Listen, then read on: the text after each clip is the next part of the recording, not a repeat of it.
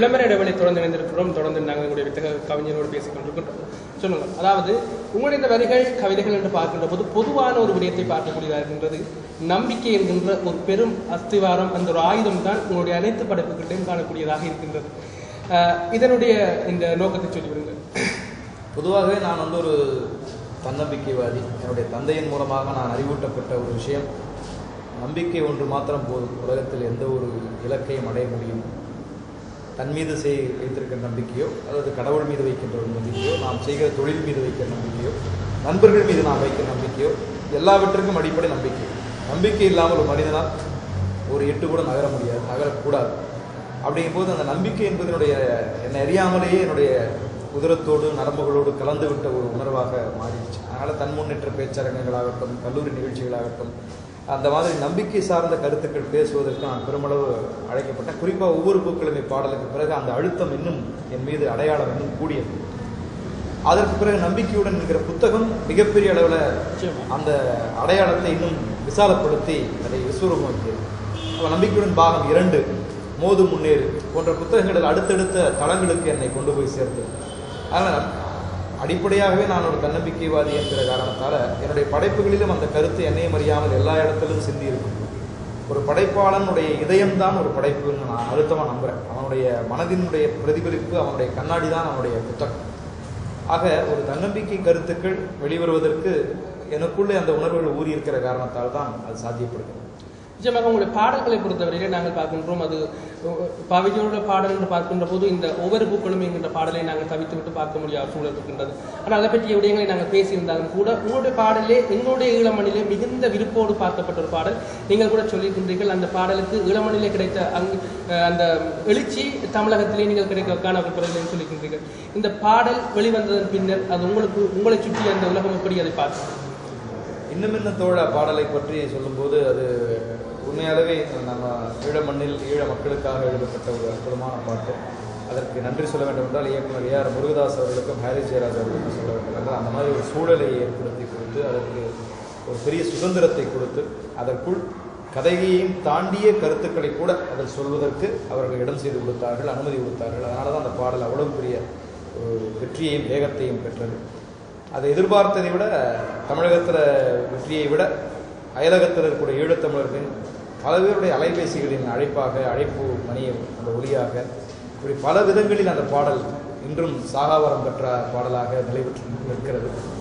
அதற்கு காரணம் இந்த மக்களுடைய உணர்வுகளை மிகச் சரியாக வெளிப்படுத்திய ஒரு பாட்டாக இருக்குமா நினைக்கிறேன். ஒரு திரைப்பாட்டு வரிசை, தனிப்பாட்டில் நிறைய பாட்டு, ஒரு திரைப்பாட்டாக, அதுவும் அந்த சமகாலத்தில் இந்த யுத்தம் நடந்து முடிந்த காலத்தில் வெளிவந்த காரணத்தால் அந்த பாடல் நிறைய பேருடைய நெஞ்சத்தை அழுத்தியது.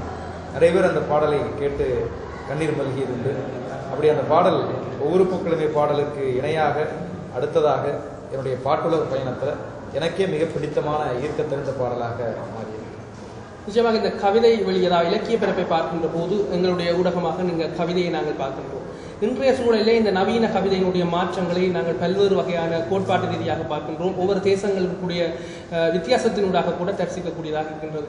இன்றைய நவீன கவிதை சூழலிலே இருக்கின்ற இந்த மாற்றம் ஒரு ஆரோக்கியமானதாக நீங்கள் ஏற்றுக்கொள்கிறீர்கள்? நவீன கவிதை அப்படிங்கிறது ஒன்றும் பெரிய புதிராக எனக்கு தெரியல. ஒவ்வொரு காலத்துக்கு தகுந்த மாதிரியும் தமிழ் தன்னுடைய வடிவத்தை அல்லது தன்னுடைய உடை நிறத்தை ஆங்காங்கே அழகுபடுத்தி கொண்டே போகும். அப்படிதான் மரபு கவிதையிலிருந்து புதுக்கவிதை வந்துடும், புதுக்கவிதையிலிருந்து இப்போது வசன கவிதை, அதற்கு பிறகு இப்போது நவீன கவிதை. இந்த பெயர்கள் தான் மாறி மாறி போகுமே தவிர அதனுடைய ஏதாவது ஒரு புதுமை அதில் தேவைப்படுகிறது. அந்த புதுமை ஒவ்வொரு காலகட்டத்திலும் ஒரு தலைமுறையினர் அழகாக அதை பூர்த்தி செய்துவிட்டு போகிறார்கள். அப்படி இப்போது இந்த நவீன கவிதை வந்திருக்கிறது. நிச்சயமாக இதுவும் மெல்ல மெல்ல ஒரு பெரிய வரவேற்பை பெறும் அப்படின்னு தான் நான் நம்புகிறேன். அந்த எதுகை மோனைகளும் தேவையில்லை, அடுக்கு தொடர்களும் தேவையில்லை என்ற அளவிற்கு அந்த நவீன கவிதையினுடைய குறியீடு மாத்திரம் போதும். நாம் சொல்ல வருகிற பொருளை நேரடியாக சொல்லாமல் குறியீடுகளின் வழியாக சொல்லுவது தான் நவீன கவிதை என்று நான் நினைக்கிறேன். ஆக அப்படியாக ஒரு வடிவம் வந்து கொண்டிருக்கிறது. புதிய வடிவங்கள் எது வந்தாலும் அதை ஏற்றுக்கொள்ள வேண்டிய மனநிலை தான் ஒரு படைப்பாளனுக்கு தேவை. அப்போதான் அந்த படைப்பாளன் தன்னுடைய படைப்புகளில் புதிய புதிய வடிவங்களை படைக்க முடியும்.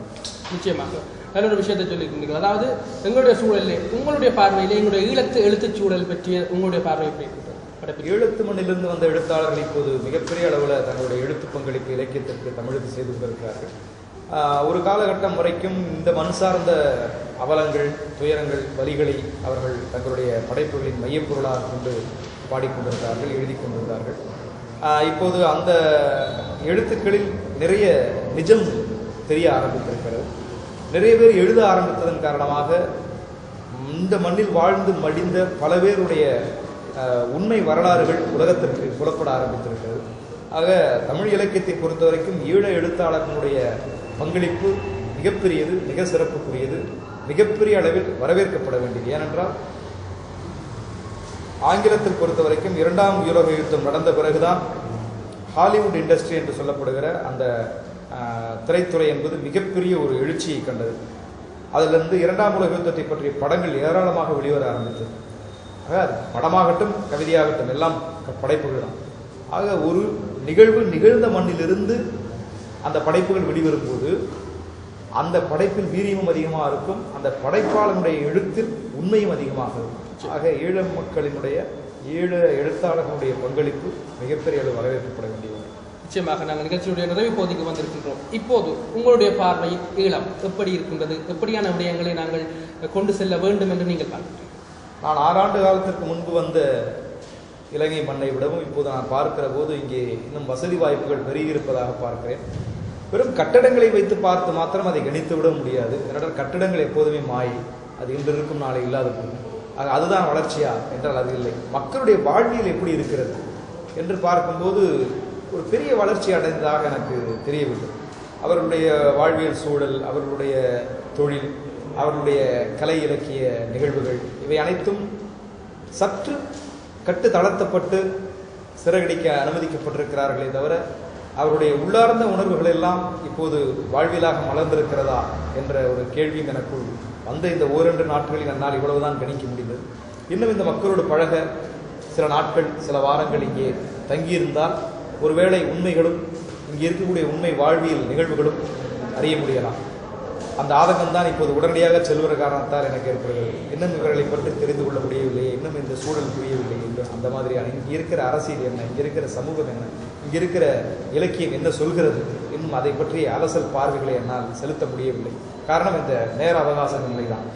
ஆனால் உளமாற நாங்கள் அங்கிருந்து ஊடகங்கள் வழியாக, நண்பர்கள் வழியாக தகவல்களாக கேட்கிற போது ஈழ மக்கள் இப்போது அமைதியாக இருக்கிறார்கள், வளர்ச்சி பாதையை நோக்கி சென்று கொண்டிருக்கிறார்கள். வளர்ச்சி பாதையில் சென்று கொண்டிருக்கிறார்கள் என்பது வேறு, வளர்ச்சி பாதையை நோக்கி சென்று கொண்டிருக்கிறார்கள் என்பது வேறு. இப்படித்தான் நான் கேள்விப்பட்டதுண்டு. எல்லா நிஜமும் இது உங்களுக்குத்தான் தெரியும். ஆனால் என்னுடைய ஆசை, என்னுடைய மொழி பேசுகிற மக்கள், அது எந்த இடத்துல இருந்தாலும், ஈழத்தில் இருந்தாலும், லண்டனில் இருந்தாலும், தமிழகத்தில் இருந்தாலும், என்னுடைய மொழி பேசுகிற மக்கள் என்னுடைய சகோதரர்கள். ஆக அவர்கள் எல்லோரும் ஒரு மிகப்பெரிய வலிமையான வாழ்க்கையை வாழ வேண்டும் என்பதுதான் என்னுடைய ஆசை, கனவு எல்லாமே. ஆக நிச்சயமாக அதற்கு அவர்களுடைய வாழுகிற சமூகம் அதற்கு வழிபட வேண்டும். அதற்காக அவர்கள் ஒரு பெரிய இப்போ நடத்தப்பட்ட வெந்தாமரை நிதியம் நிகழ்ச்சி கூட ஒரு சான்று தான். இதுபோல இந்த ஒரு இடத்தில் பெறுகிற இடத்தில் இருந்து கொண்டு தருகிற இடத்திற்கு வந்திருக்கும் இல்லையா? உலக நாடுகளிலிருந்து, எல்லா இடங்களிலிருந்து உதவிகள் பெறுகிற இடத்திலிருந்து இங்கே இருக்கக்கூடிய பிள்ளைகளெல்லாம் கூப்பிட்டு அவர்களுடைய திறமைகளை பாராட்டி தருகிற இடத்திற்கு ஒரு தலைமுறை வந்திருக்கிறதுங்கிறதே அது வளர்ச்சி பாதையை நோக்கி சென்று கொண்டிருப்பதைத்தான் அடையாளப்படுத்துகிறது. இந்த விழாவில் நான் கலந்து கொண்ட போது அதைத்தான் நான் உணர்ந்தேன். ஆக இந்த வளர்ச்சி பாதை பூரணப்பட வேண்டும்.